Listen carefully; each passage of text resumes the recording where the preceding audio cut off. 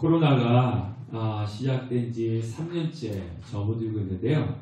이제 팬데믹에서 이제 엔데믹으로 전환을 한다고 그렇게도 이야기를 하고 있습니다. 그래서 우리나라는 2주 정도 지나면은 마스크를 제외한 모든 제한을 풀어버리겠다. 이렇게까지 이제 했습니다. 그러니까 이제 일상으로 돌아가는, 일상으로 회복되어 가고 있는 과정 중에 있는 것입니다. 코로나로 인해서 사회 전반적으로 많은 변화가 있었습니다. 그 변화가 계속 진행되고 있는데요. 그 코로나를 통해서 많은 변화 중에 가장 대표적인 것은 아마 비대면 문화, 그죠? 그리고 배달 문화가 크게 자리를 잡았습니다. 온라인으로 수업을 하고 온라인으로 회의를 합니다. 그러니까 학교 가지 않고 줌으로 수업을 하는 거고요. 회사를 출근하지 않고 집에서 재택으로 줌으로 회의를 하는 겁니다. 식당에 가지 않고 집에서 주문해서 식당에서 먹는 것처럼 먹는 것이 일상화되었습니다. 그래서 물건을 배달시켜도 예전에는 택배 기사님들 와서 직접 사람한테 이렇게 주는 경우도 많이 있었지만요. 요즘은 그냥 문 앞에 놔두고 가세요. 그래가지고 그냥 문 앞에 놔두고 문자로 이렇게 찍어서 사진 찍어가지고 배달했습니다. 배송했습니다. 이런 문화가 자리 잡았다는 것입니다. 그리고 그동안 많은 어려움들이 있었습니다. 특히 자영업자, 소상공인들이 많은 어려움을 겪었는데요. 그만큼 교회도 많은 변화를 겪었고 또 변화 속에서 교회도 많은 어려움을 겪고 있습니다. 자영업자 하시는 분들이 많이 힘들고 어려웠다고 하지만 교회도 많이 어려웠습니다. 그러니까 자영업자들은 영업 정지와 영업 제한에 의해서 문을 닫았습니다. 그래서 나라에서는 거기에 대한 지원금도 여러 차례 주었고 또 사회적인 그런 공감대도 있었습니다. 그리고 앞으로도 이 새 정부가 들었으면은 손실보상을 또 해준다고 그렇게도 이야기를 합니다. 그렇지만요, 교회는 정부의 그 강화된 방역 지침에 의해서 예배를 드리지도 못하였음에도 불구하고 어디로부터 도움을 받았다라고 하는 그런 소리는 없습니다. 도움을 절대 받지 못했습니다. 그러니까 그 결과로 이 코로나 기간 동안 공식적으로 교회 문을 닫는 교회가 10,000개가 된다고 합니다. 2년 동안 공식적으로. 근데 이 정부 방역 강화를 해서 예배를 드리지 못하고 비대면을 드리다 보니까 성도님들이 처음에는 비대면 예배 드리지만 나중에는 교회를 떠나고 그래서 결국은 교회 문을 닫았다는 것입니다. 근데 집계에서만 10,000개지 집계에 포함되지 않은 교회를 따지면은 2배 정도, 한 20,000개 정도 된다고 그렇게도 이야기합니다. 일반 우리 성도님들 중에서도 일반 사업을 하시는 분들이 계시지만요. 일반 사업장은 어려움을 겪고 손실이 있으면은 마음은 아프지만 그냥 그만하자 이렇게 문을 닫을 수 있습니다. 접을 수가 있는데 교회는 다릅니다. 이 교회는요 목사 것이 아니잖아요. 이 함께하는 교회는 신비로운 목사 것이 아닙니다. 이 함께하는 교회는 누구 것입니까? 하나님 거죠. 하나님 거. 하나님의 것이기 때문에 이 목사님들은요 교회 문을 닫는 것에 대해서 교회 문을 닫으면은 하나님께 심히 죄송한 마음과 또 하나님 앞에 죄책감을 갖게 되는 거죠. 그래서 아무리 어려워도 교회 문을 닫지 않으려고 하는 것입니다. 그러다 보니까요 이런 교회도 많습니다. 성도님들이 한 분도 안 계시고 그냥 목사님 가족끼리만 예배 드려요. 그 정도면 우리가 생각할 때 그 정도면 교회 문을 닫아야 되는 거 아닙니까? 그냥 닫죠. 뭐 가족끼리 드리는데도 뭐 교회를 계속 유지합니까? 이렇게 생각을 할 수가 있을 겁니다. 그래서 그렇게 예배 드리시는 목사님들 보면 미련스러워 보이고 지혜롭지 않아 보이기도 합니다. 그런데도 불구하고 가족끼리 예배 드리는 건 참 힘들고 어렵습니다. 저희도 가끔씩 가다가 가족끼리 이제 그 금요 성경 집회 때 드릴 경우가 있는데요. 설교하는 목사 입장에서는 참 힘들어요. 설교를 100을 준비하고 오면요. 가족끼리 앉아서 있을 때는요. 50밖에 나오지가 않아요. 참 힘들어요. 근데 그것을 주일에도 계속 그렇게 몇 달, 몇 년 동안 가족끼리 드린다고 생각해 보십시오. 얼마나 힘들겠습니까? 그런데도 문을 닫지 않고 교회를 유지하는 이유 중에 하나가 뭐냐면요. 나중에 하나님 앞에 섰을 때 하나님께 교회 문을 닫았다라고 하는 그런 죄송한 마음을 갖지 않으려고 하는 그런 것 때문에 힘들고 어렵다 할지라도 가족끼리 예배드려도 교회 문을 닫지 않고 유지해 나가는 것입니다. 비단 이거는 목사님들뿐만 아니라 성도님들도 똑같은 마음을 가지셔야 되는 겁니다. 그냥 교회가 많다 보니까요. 그냥 수많은 가게 중에 하나, 수많은 식당 중에 하나, 수많은 편의점 중에 하나가 맞지 수많은 교회 중에 하나 이렇게 생각하면 안 되고요. 교회는 하나님의 몸입니다. 하나님의 것입니다. 우리가 이것을 생각하셔야 되는 겁니다. 자, 오랫동안 유지되는 그 코로나로 인해서 비단 교회뿐만 닿는 것이 아니고 성도님들의 신앙도 약해지고 교회도 떠나시는 분들이 종종 있다고 들었습니다. 그래서 많은 분들이 이렇게 이야기합니다. 코로나는 분명히 교회에 어려움을 주었던 것은 맞지만 그러나 이 코로나를 통해서 하나님께서는 성도들 가운데 알곡과 축정이를 골라내고 있다. 이렇게 이야기하시는 분들이 참 많이 있었습니다. 그러니까 일부 목회자들도요, 뭐 다 그런 건 아닙니다. 이 코로나 시대 때 지금은 이제 많이 완화되어 있지만 예전에 한창 코로나가 있을 때는 이 일부 목사님들도 코로나 핑계를 대면서 이때 쉬어보지 언제 쉬어보냐. 왜냐하면 코로나 때문에 예배 새벽 기도도 못 드리고 금요 기도도 없고 주일에는 예배 드리는데 예배 교회에서 하는 것이 아니라 비대면을 드리니까 이때 한번 쉬어보지 언제 쉬냐. 일주일에 설교 한번 딱 하니까 너무 좋다. 이렇게 하시는 일부 목사님들도 계셨습니다. 또 일부 성도님들도요. 이때가 기회라고 교회를 멀리하고 예배를 멀리하는 분들도 계셨습니다. 그래서 들리는 소리에 의하면요. 어떤 교회는요. 교회에서 비대면 예배를 드리니까 코로나가 한참 심할 때요. 그러니까 중직자 되시는 분들이 그냥 자기네들끼리 마음 맞는 분들이 그냥 주일에 놀러 가셨대요. 비대면 예배 드려도 그래도 이렇게 앞에서 집에서 가족들과 모여서 예배 드려야 되지 않습니까? 그런데 그냥 우리 이때 언제 가보냐 그러면서 놀러 다녔다라고 하는 그런 소리도 제가 들었습니다. 근데 코로나로 위험하다고 하는 연세 드신 분들은 어떻게든지 교회 나와서 예배 드리려고 하는데 이 면역력이 있는 젊은 사람들은 더 교회를 가기를 꺼려하는 것이 교회 현재 추세다. 이런 이야기를 많이 들었습니다. 그래서 코로나를 위해서 교회 예배를 드리는데 친결하지 못하니까 사람 만나러 다니시는 분들은 교회가 재미없다.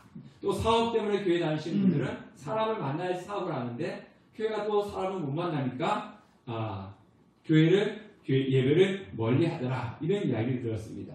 근데 다 이런 분만 계시는 것이 아니고요. 반면에 어떤 교회는 새벽 기도회, 금요 기도회 때 다른 교회 성도님들이 오시더라는 겁니다. 다른 교회 성도님이 오시고 또 와서 등록도 하시더라는 겁니다. 근데 그 이유가 뭐냐면은 코로나를 위해서 본인이 다니는 교회는 새벽 기도회도 없고 금요 기도회도 안 하니까 이 신앙의 그 예배 드리고 싶어하는 갈급함, 기도하고 싶어하는 그 갈급함이 있는 분들은 기도회를 하고 있는 교회가 어딘가, 새벽 기도회를 하고 있는 교회가 어디고 금요 기도회를 하고 있는 교회가 어딘가 찾아가지고 그 교회에 나와서 그 교회에서 새벽 기도회하고 금요 기도회를 하더라는 것입니다. 그런 분들이 많이 있다는 것입니다. 저는 그 소리 듣고 우리 교회는 코로나와 상관없이 새벽 기도하고 금요 기도하는데 안 오던데요? 제가 이렇게 물었습니다. 물론 최근에 새벽 기도에 오시는 분도 계시고 금요 성령 집회에 오시는 분들도 계셨습니다. 그러니까 한쪽은요. 이때다 싶어가지고 하나님을 멀리하고 예배를 멀리하고 교회를 멀리하시는 분들이 있다면 다른 한쪽에서는 이 위기의 시대에 하나님의 은혜를 더 갈망하고 더 열심히 하나님을 찾는 분들이 있다는 것입니다. 그래서 하나님께서는 이 코로나 기간에 알곡과 쭉정이를 골라내고 계신다라고 이야기를 하고 있는 겁니다. 물론 그렇다고 해가지고 코로나 시대 때 환경과 여건에 의해서 교회 못 나가고 비대면 드리는 정말 그런 신실한 분들도 계십니다. 또 그리고 이거 하나만 가지고 이런 분이 쭉정이고 이런 분이 알곡이다 라고 판단을 할 수는 없습니다. 근데 알곡과 쭉정이는요 평상시에는 잘 구분이 되지 않습니다. 왜냐하면 겉모양은 비슷하기 때문이죠. 근데 바람이 불면은 쭉정이는 날아가 버리고 알곡은 그 자리에 남아 있습니다. 또 물에 담궈 놓으면은 쭉정이는 가볍기 때문에 물 위에 뜨고 알곡은 무겁기 때문에 가라앉습니다. 그러니까 사람도 마찬가지예요. 어려움이 없고 그냥 평화할 때는 다 같이 똑같은 성도 같아 보입니다. 똑같이 예배 드릴 때 저 사람이 정말 예수 그리스도를 믿는 성도인지 아닌지는 잘 구분이 되지 않지만 코로나와 같은 위기에 직면했을 때 확연히 구분되는 겁니다. 그래서 하나님은요. 하나님을 찾는 자들을 만나주시고 그리고 하나님을 찾는 자들을 축복하여 주신다고 하셨지만 하나님을 떠나는 자들에게는 멸망이다 라고 이렇게 말씀을 하고 있습니다. 그래서 우리 성도님들은 더 하나님을 찾으시고 하나님을 만나시고 그래서 축정이가 아니라 알곡의 우리 성도님 되시기를 주님의 이름으로 축원합니다. 자, 오늘부터는요 다시 요한복음 말씀을 살펴보는데요. 다음 주일이 종료주일이고 고난주간이라고 했습니다. 자, 교회의 가장 큰 위기가 언제일까요? 앞에서도 제가 말씀드렸지만 코로나로 성도님들이 교회 오지 않고 그리고 임대료를 내지 못해서 교회 문을 닫을 때일까요? 아니면 수많은 성도님들이 교회를 떠나갈 때가 교회 위기일까요? 물론 교회가 성도님들이 오지 않고 성도님 떠날 때 위기인 건 맞습니다. 그런데 그것보다 더 큰 위기가 언제냐면요. 교회가 세속화되고 성도가 세속화될 때 가장 큰 위기입니다. 그러니까 세속화라는 건 뭡니까? 세상과 구분되지 않는 것, 세상과 구별되지 않는 것이 세속화입니다. 우리는 지난 한 달 동안 레이기 말씀을 살펴보았지 않습니까? 제가 매일같이 여러분들한테 말씀을 보내드렸는데요. 그거 보면 다 레이기. 근데 여러분들 그것을 보면서 어떤 느낌 받으셨어요? 아이, 목사님 맨날 똑같은 말씀 하신다. 그 내용이 뭡니까? 제사 얘기하고 거룩하라, 구별되어라 이 얘기지 않습니까? 그러니까 저도 맨날 보내면서 그 말씀 보면 제사 드려야 되고 거룩해야 되고 구분돼야 되고 구별돼야 된다. 그래서 이거 오늘 보낼까 말까 근데 가끔씩 가다가 너무 내용이 비슷해가지고 어떤 데는 제가 그냥 기도문을 여러분들 보내드린 적도 있습니다. 그러니까 레이기를 보면요 맨날 하는 얘기가 귀가 아프게 하는 얘기가 거룩과 구별이에요.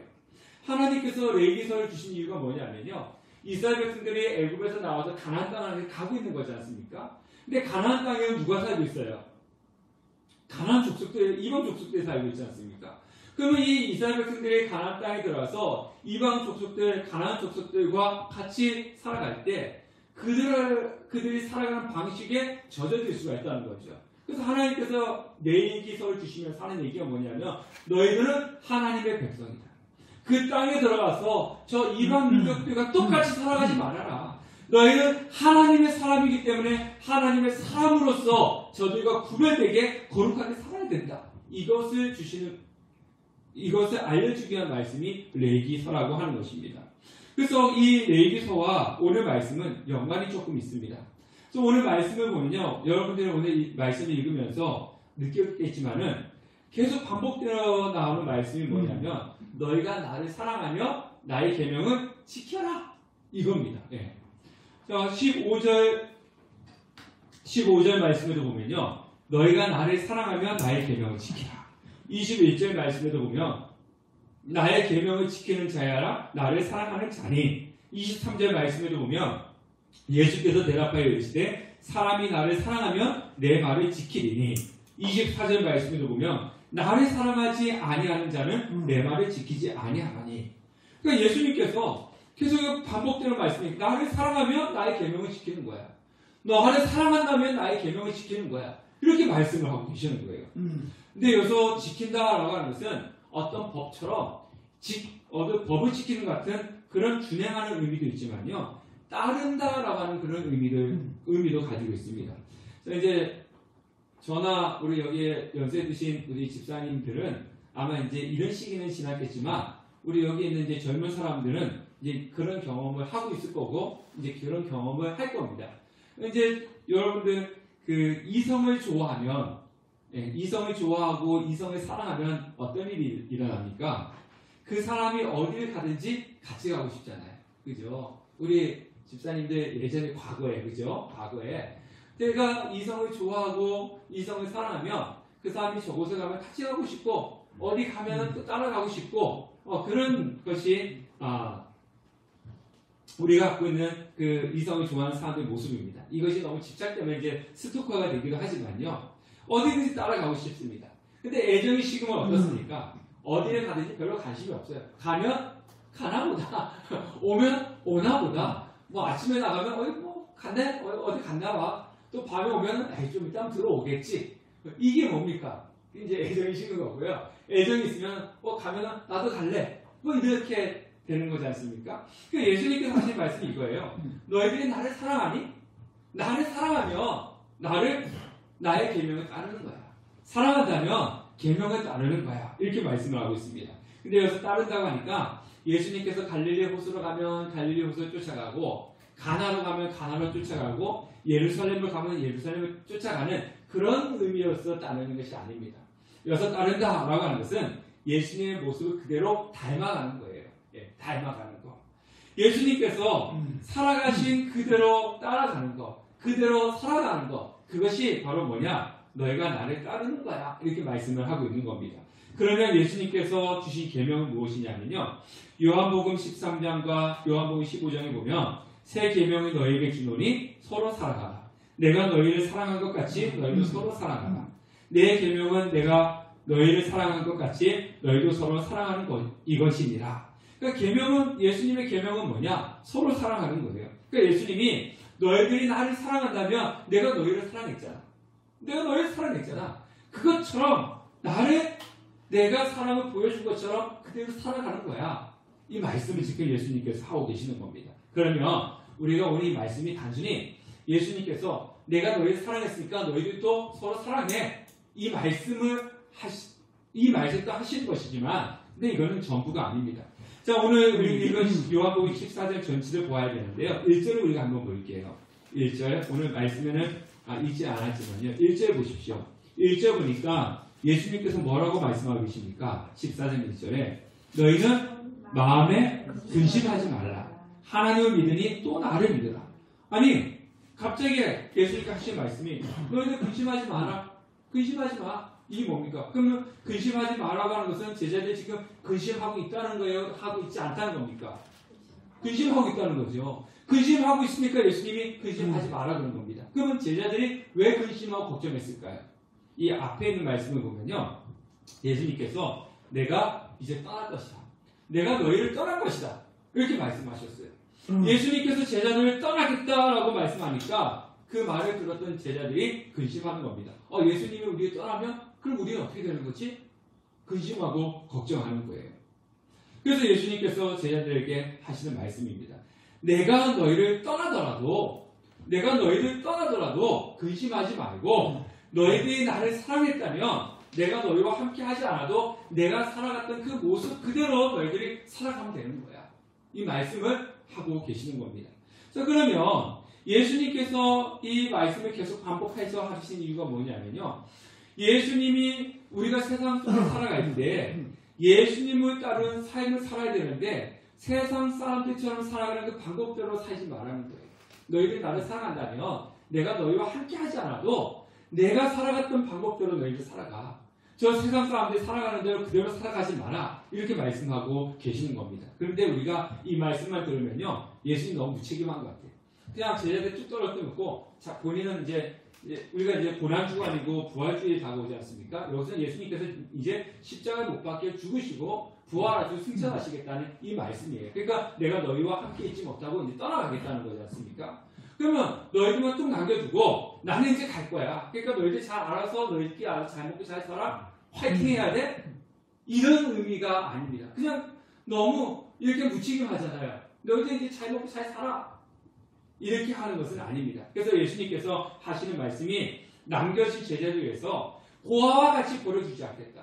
예? 내가 떠나가지만 너희들을 고아와 같이 남겨주지 않겠다. 그러면서 그 방법이 첫 번째가 16절 말씀 보면요. 내가 아버지께 구하겠으니 그가 또 다른 보혜사를 너희에게 주사 영원토록 너희와 함께 있게 하리니. 자, 뭡니까? 예수님께서 내가 너희를 떠날 텐데 너희들끼리 살도록 고아처럼 남겨주지 않을 거예요. 그러면서 그 해결 방법이 뭐냐? 누굴 보내주신다고 하셨지 않습니까? 누굽니까? 또 다른 보혜사. 네, 또 다른 보혜사를 보내줄게. 나는 가지만 너희들을 위해서 또 다른 보혜사를 보내줄게. 여기서 보혜사는요, 어떤 의미를 가지고 있냐면 도와주는 사람. 네, 도와주는 사람을 보혜사라 그럽니다. 도와주는 분. 그러니까 도와주는 분, 돕는 자를 가지고 보혜사라고 얘기합니다. 그러니까 예수님께서 세상 속에 남겨진 제자들을 도와주기 위해서 돕는 자를 보내준다는 겁니다. 그 보혜사가 누구냐? 우리를 도와줄 분이 누구냐? 그분은 어떤 분이냐? 17절과 26절을 보니까 17절에 그는 진리의 영이라. 세상은 능히 그를 받지 못하나니 이는 그를 보지도 못하고 알지도 못하니라. 그러나 너희는 그를 아나니 그는 너희와 함께 거하시며 또 너희 속에 계시겠습니다. 26절을 보니까 보혜사 곧 아버지께서 내 이름으로 보내신 성령 그가 너희에게 모든 것을 가르치고 내가 너희에게 말한 모든 것을 생각나게 하리라.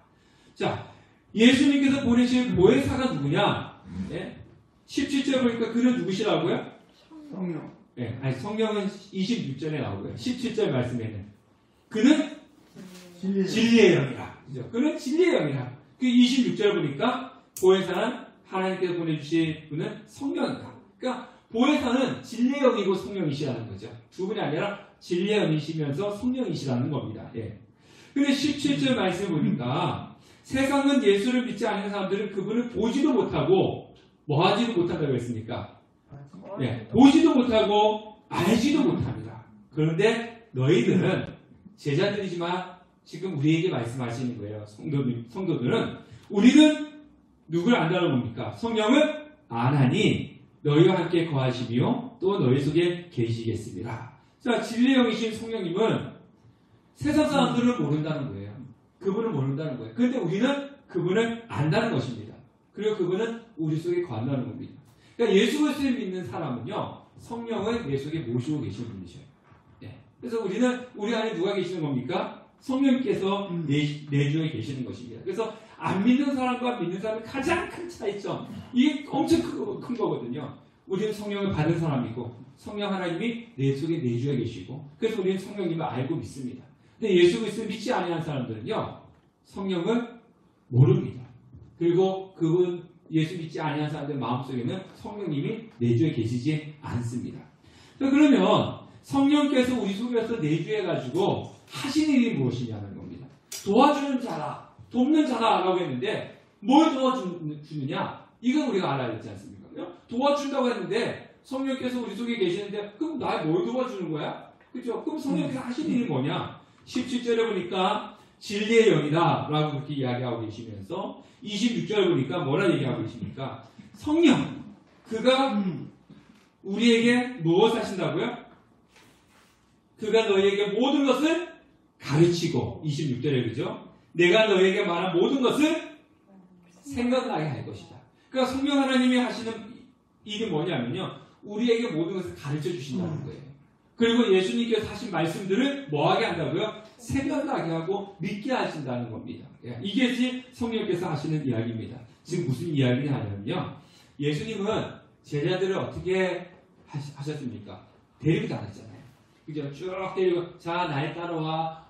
이제 엄마 닭이 앞에 가면은 그 병아리가 뒤에 엄마 닭을 쫓아가더니 쭈쭈쭈쭈 제자들이 예수님 쫓아갔어요. 그죠? 그래서 여기 가서 이제 먹을 것이 없으면 예수님께서 뭐 떡도 물고기 2마리와 또 5개로 먹을 것도 주시고, 또 풍랑이 막 일어나면은 바다도 잠잠케 해주시고, 그죠? 뭐 그렇게 이 어미닭이 병아리를 인도하고 돌보듯이 예수님께서는요, 제자들을 끌고 다니면서 지켜주시고 보호해주시고 먹을 거를 주시고 그리고 이런 말씀 저런 말씀 다 가르쳐주시고 뭐 그러셨어요.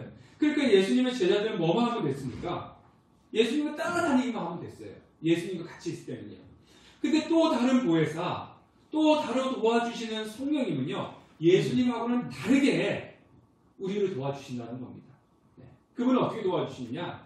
우리 속에 내주에 계시면서 예수님 말씀을 생각하게 해주시고, 그리고 우리가 어떻게 이 세상 속에서 살아가야 되는지 알려주시고 가르쳐주시는 것을 성령께서 하십니다. 그런데 예수님과 다른 점은 뭐냐면요, 예수님은 눈에 보여주잖아요. 막 이게 막 태풍이 치고 폭우 치니까 잠잠케 하라! 그 딱 잠잠해졌지 않습니까? 막 귀신 들린 자가 있을 때 예수님께서 어떻게 보여주었잖아요. 귀신 떠나가라! 그 귀신 다 떠나갔고요. 그 다음에 병든 자가 있으니까 어떻게 했어요? 병이 나아라! 그러니까 병이 나았지 않습니까? 그 제자들 눈앞에 그것이 팍팍팍 일어났어요. 근데 성령님은 그런 것이 아니라 우리에게 말씀을 가르쳐 준다는 겁니다. 말씀을 생각나게 한다는 겁니다.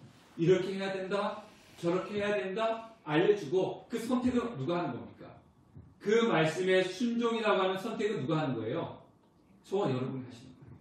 네. 성령님은 알려주시는 겁니다. 알려주시고 그 성령님의 인도하심의 순종의 선택은 저와 여러분이 하시는 거예요. 제가 청년 때 주일학교 교사를 했어요. 여러분들도 해보신 분 계시죠? 주일학교 교사, 초등학교 1학년, 2학년, 3학년 뭐 이런 아이들 제가 담임 교사를 했는데요. 어떻게 해야 됩니까? 해보신 분은 아시겠지만요, 교회 안 나오면은 미리 전화를 하고 또 그 예배 드리기 전에 어떻게 해요? 집까지 찾아가요. 찾아야지 누구야 이 교회 가야지 나와 해서 나올 때까지 문 앞에 기다렸다 나오면 손잡고 또 교회 질질 끌고 오죠. 뭐 이렇게 그래서 미리 찾아가고 또 가서 잠자고 있는 깨워가지고 또 끌고 오고 또 교회 오면 어떻게 합니까?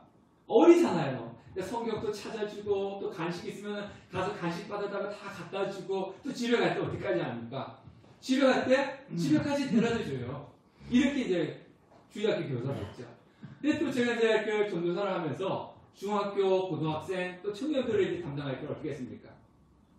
중학교, 고등학생들은요 집에 가가지고 손잡고 오지 않아요. 주중에 뭐 합니까? 전화하죠. 그리고 또 물론 못 일어나는 아이들은 주일에 예배드리기 전에 전화합니다. 우리 교회 오늘 안 나지만 오늘 청년 요즘은 안 하는데 한동안은 제가 아침마다 깨웠어요. 전화해가지고 야 누가 일어나 교회 와야지 이렇게 했죠. 중고등학생들 청년들한테는 제가 그렇게 안 합니다. 왜? 성숙했기 때문에. 주중에 전화하고 아침에 전화 교회 와 이렇게 하죠. 근데 제가 교회 와라고 얘기했을 때 그것을 선택하는 것은 그들입니다. 제가 여러분들한테도 그랬잖아요. 여러분들한테 주중에 교회 안 오면은 제가 뭐 문자 보내고 전화는 하지만 아침에 전화해서 집사님 교회 오셔야죠. 일어나세요. 깨웁니까? 아니면 집 앞에 찾아가가지고 문 쾅쾅쾅 두드리면서 빨리 일어나서 교회 오셔야죠. 제가 손잡고 옵니까? 안 하잖아요. 왜? 성숙했기 때문에. 성장했기 때문에 그런 겁니다. 그런데 성장했기 때문에 그렇게 하지 않지만 스스로 선택할 와야 되는 거지 않습니까? 그런데요. 내가 스스로 선택을 한다는 것은 본인 책임도 본인이 있는 거예요. 어린아이처럼 와야지 혼내주고 알밤을 주고 해서 강제로 끌고 오는 것과 교회 와라 얘기했을 때 그것을 선택했을 때 그 선택에 대한 책임은 본인이 지는 겁니다. 그래서 예수님께서 뭐라고 하셨냐면요. 예수님께서는 말로 예수님을 거역하면 사함을 받겠지만 성령을 거역하면 사하심을 받지 못한다. 뭡니까? 예수님은 본인이 제자를 끌고 갔어요. 근데 예수님을 거역하면 사하심을 받지만 성령께서 알려주실 때는 선택은 내가 하는 겁니다. 네, 근데 거기에 대한 책임은 본인이 져야 되는 거예요. 그래서 성령의 거역하면 사하심을 받지 못한다. 그렇게 이야기하고 계시는 겁니다. 그래서 우리는 세상 속에서 성도로 살아갈 수 있게끔 성령께서는 계속 우리의 마음을 푸시하는 거예요. 이렇게 예배드려야지, 이렇게 살아가야지, 이렇게 말씀대로 읽어야지, 기도해야지 이러면서 계속 푸시하고 알려주는 겁니다. 이렇게 하면 안 되잖아. 성도로서 이렇게 살아가면 안 되잖아. 우리 마음속에 계속 감동을 주시는 거죠. 근데 그 말씀을 감동의 마음이 일어날 때 거기에 순종하는 사람도 있지만 때로는 그것을 어떻게 합니까? 집 누르잖아요.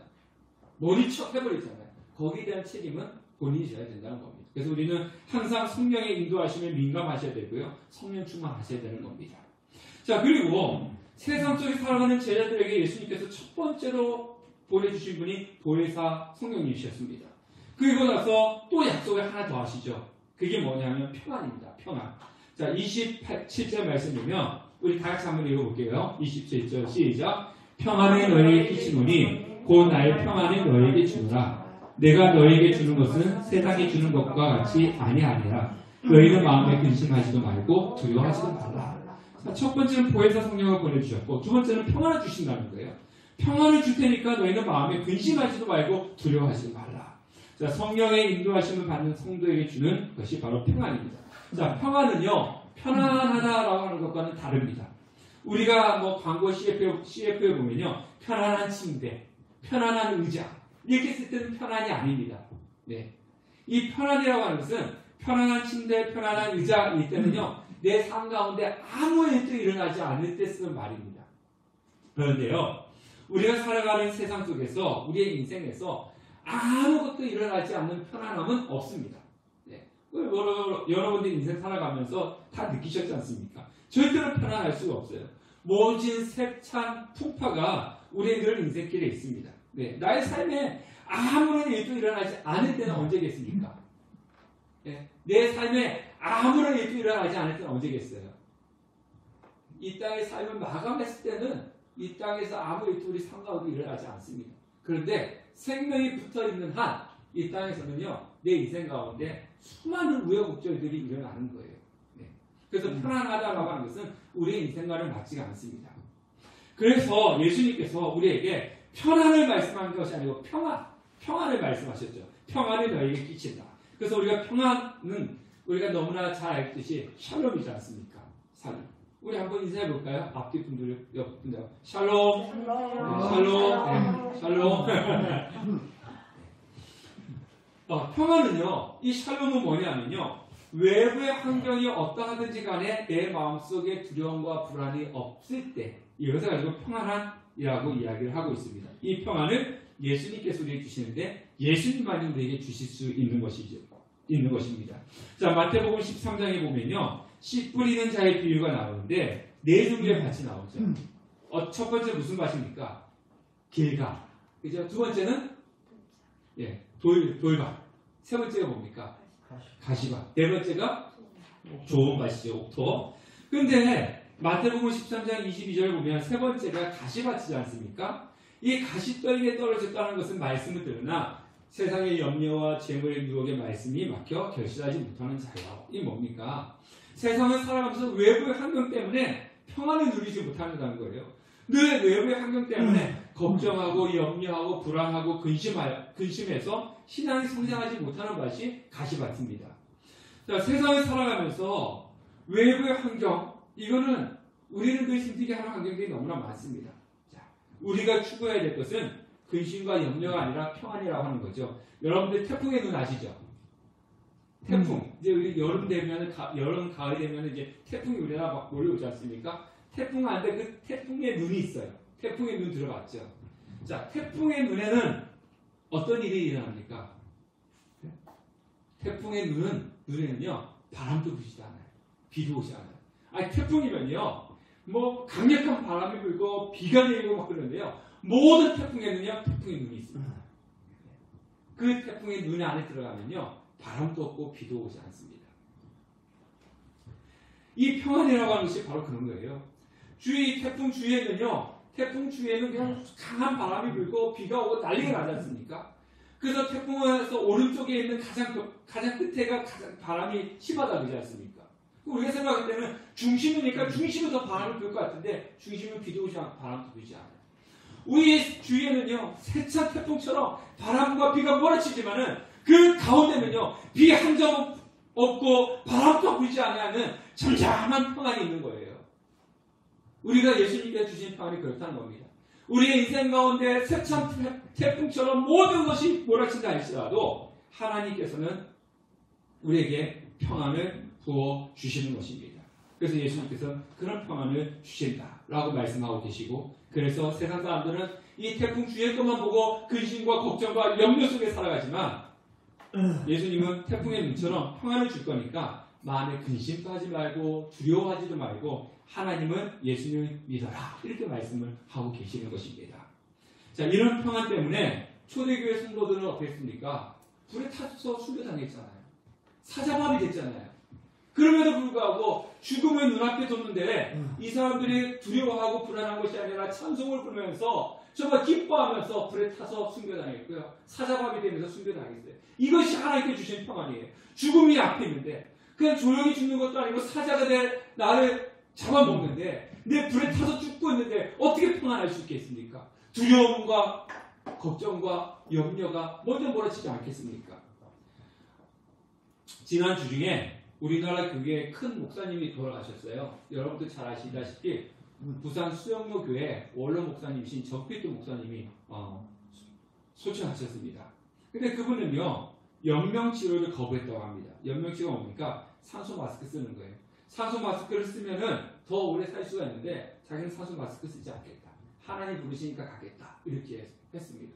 죽음이 앞에 있는데 우리 보통 사람 같으면 더 살려고 산소 마스크를 쓰지 않겠습니까? 나는 산소 마스크 싫다. 이제는 하나님께 가겠다. 그러면서 평안하게 하나님의 부르심을 받았다고 합니다. 이것이 평안이에요.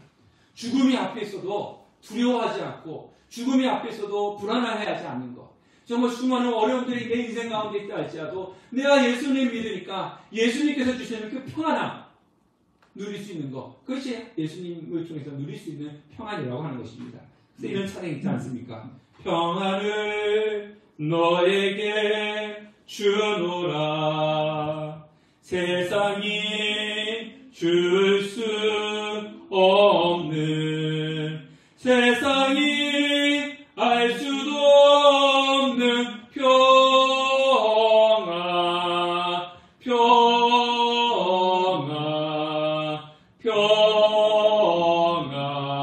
평안을 내게 주노라. 아시는 분들 다 같이 한번 찬양하겠습니다. 평안을 너에게 주노라. 세상이 줄 수 없는, 세상이 알 수도 없는 평안, 평안, 평안, 평안을 내게 주노라. 네, 사랑하는 성도 여러분, 이 세상 속에서 예수님을 따르면서 살기가 만만치 않습니다. 우리가 먹고 사는 것이 만만치 않은 것처럼 예수님을 따르면서 살기가 만만치 않습니다. 그래서 코로나와 같은 어려움이 겪으면 쉽게 하나님을 멀리하고 교회를 멀리할 수가 있습니다. 그런데 그렇다고 해서 우리 문제가 해결되는 것은 절대 아닙니다. 자, 제가 이렇게 이야기하니까 어떤 분들은 그렇게 이야기하시는 분들이 계세요. 목사님은 교회 안에만 계시니까 세상이 어떻게 돌아가는지 모르시니까 그런 이야기 아시죠? 성도들은 세상에서 먹고 살려고 얼마나 치열하게 싸우는지 아십니까? 이렇게 이야기하시는 분들이 계시더라고요. 맞습니다. 그리고 저도요, 그분 이야기처럼 교회 안에서 이 세상에서 돌아가는 거 신경 하나도 쓰지 않고 그냥 오직 성경에 있는 말씀처럼 기도와 말씀에만 전념했으면 좋겠어요. 근데 그렇게 되지 않지 않습니까? 개척하고 나니까요, 세상 속에서 여러분들이 살아가는 것과 비슷하게 살아갑니다. 생계를 위해서 고민해야 되고요. 또 뭐 여태까지 가보지 않았던 관공서 쫓아다녀야 되고 은행 쫓아다녀야 되고 막 그러면서 이것이 세상이고 이거구나 라는 것을 느낍니다. 그런데요, 그렇다 할지라도 성령의 인도함을 받고 그리고 성령께서 힘을 주시니까 14절 말씀처럼 예수님의 이름으로 무엇이든지 구하니까 길이 열리고 그리고 생각지 못한 방법으로 문제가 해결이 되더라고요. 네. 이것이 이제 성도들이 살아가는 모습입니다. 문제는 뭐냐면요, 근심하고 걱정하고 염려하면서 세상 속에서 내 방법을 찾으면서 살아가느냐, 아니면 예수님께서 보내주신 성령의 의지에서 하나님께 기도하면서 살아가느냐, 이것의 차이더라고요. 내 힘으로 내 방법을 찾을 때는요, 안 되더라고요. 이렇게도 안 되고 저렇게도 안 되고 내가 계획했던 대로 되는 것이 없어요. 우리가 계획할 때는 이때는 여기 탁 이랬으면 좋겠고 저기 탁 됐으면 좋겠는데 안 되더라고요. 그런데 성령을 의지하고 하나님께 기도하며 가다 보니까 전혀 내가 생각하지 못했던 것들이 이루어지고 전혀 내가 예상하지 못했던 더 좋은 일들이 펼쳐지더라고요. 이것이 성도들이 이 세상을 살아가는 방법입니다. 그래서 하나님께서 하신 말씀이 그거지 않습니까? 내가 너희들 떠날 거야. 너희들은 세상 속에 남겨두고 갈 텐데 세상 사람들과 똑같이 살아가지 말고 구별되고 살아가라. 내가 그렇게 살아갈 수 있도록 보혜사 성령을 보내주고 그리고 평안을 보내줄게. 세상 사람들처럼 살아가지 마. 하나님을 사랑하니까 너희가 나를 사랑한다면 내가 살아갔던 그 방법대로 똑같이 살아가. 그러면 성령께서 도와줄 거고 내가 너희에게 평안을 줄게. 그리고 힘들고 어려울 때마다 내 이름으로 간구하면 내가 무엇이든지 주어주겠노라고 하나님께서 그렇게 말씀하셨습니다. 약속하셨습니다. 그 약속을 믿고 나가는 거예요. 그 약속대로 살아가는 거예요. 그러면 우리가 전혀 생각하지 못했던 일들을 하나님께서 해결해 주시는 것입니다.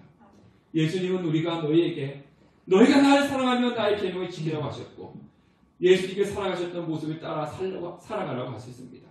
그렇게 살아갈 수 있도록 성령을 보내주시고 평안을 주십니다. 그래서 우리는 세상 속에서 살아가는 쭉정이 같은 성도가 되는 것이 아니라 예수 그리스도의 인도하심을 받고 성령의 인도하심을 쫓아 살아가는 그런 아이복의 성도가 되시기를, 그리고 세상 속에서 보혜사 성령님의 인도하심을 통해서 승리하는 한 주간의 삶을 사는 성도님 되시기를 주님의 이름으로 축원합니다. 기도하겠습니다.